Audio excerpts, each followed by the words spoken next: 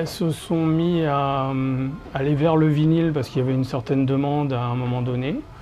Donc elles se mettent à fabriquer plus de vinyles, ce qui n'est pas toujours judicieux parce que faire 4 versions vinyle d'un album en vert, en rouge, en jaune, on s'en moque un peu. Mais, enfin, en tout cas, eux, ils ont décidé de faire comme ça. Ils ont décidé aussi d'augmenter les prix de ces vinyles, étant donné que ça se vendait, qu'il y avait une demande. Ils veulent rattraper l'argent qu'ils n'arrivaient plus à récupérer sur les CD peut-être. Au niveau du CD par contre, donc nous on a encore un marché CD en France qui est assez gros, donc c'est une grosse proportion de nos ventes. Et par contre les maisons de disques s'en désintéressent énormément, de plus en plus. Donc sur des précommandes, qui soient des nouveautés ou des imports, en fait elles fabriquent plus beaucoup, c'est des petits jets, des petites quantités, donc on n'a pas toujours l'occasion d'avoir tout ce dont on a besoin. On a du mal à en récupérer, si jamais ça se vend très vite, on n'arrive pas à récupérer des stocks, donc ça fait des ruptures, et ça c'est très ennuyeux.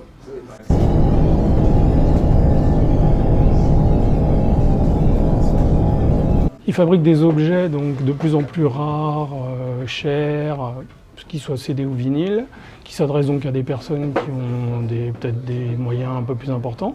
Mais ils ne fabriquent pas non plus en quantité, donc des fois les sorties ça dure un week-end et on n'a pas de réassort, on ne peut pas récupérer de stock. Donc ça fait des objets qui sont très recherchés par plein de gens, mais on ne peut pas les acheter. Donc ça c'est des choses qu'on ne voyait pas il y a encore 3 à 4 ans.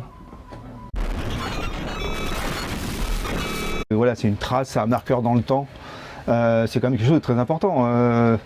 Ouais, parfois on a vu les disques j'ai vu les disques de mon père, j'ai vu les miens, mon fils voit les miens. Vous voyez ce que je veux dire, c'est quand même des choses qui sont très importantes. La musique, ça fait du bien. Parce que je dirais, dans les moments douloureux, ça peut vous faire du bien, dans les moments joyeux, ça vous accompagne. Donc la musique, mine de rien, je sais pas, elle doit pas être sur une clé USB, elle doit pas être sur une où il y avait 1 million de titres. Voilà, je pense qu'un disquaire, il y a un partage, il y a une rencontre, il y a de la joie. On est content d'aller dans un magasin, on est content de rencontrer, je sais pas, son vendeur préféré ou pas, et de même de découvrir des choses physiquement, de dire tiens c'est une belle. Mais voilà, c'est une démarche complètement différente. Et je pense pas, en tout cas aujourd'hui là, en 2025, je pense pas que pour l'instant la musique est en péril. Si tout le monde commande sur internet, je veux dire, toutes les villes vont ressembler à des dimanches après-midi. Ça va être super triste. Moi, ça m'affole.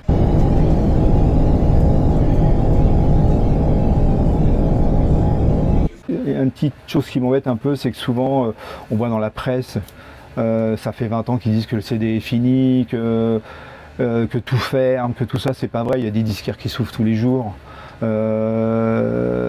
Voilà, le CD ça continue à se vendre, il y a encore de la matière, il y a encore des tas d'artistes qui font des tas de choses super.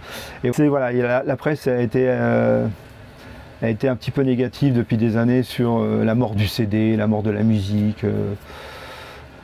Et aussi, je me dis aussi, si un jour tout est virtuel, est-ce que les artistes vont se donner autant de mal à faire, il n'y aura plus de pochettes, il n'y aura plus de livrets, il n'y aura plus rien. Est-ce qu'ils seront aussi on va dire combattants pour faire des belles choses.